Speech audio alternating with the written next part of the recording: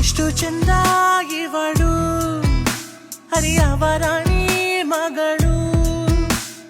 ಇವಳು ಹಿಂಗೆ ನಗಲು ದಿನವೆಲ್ಲ ನಂಗೆ ಅಮಲು ಭೂಮಿಗೆ ಮಳೆ ಬೀಳು ಬಂದಂತೆ ಈಗ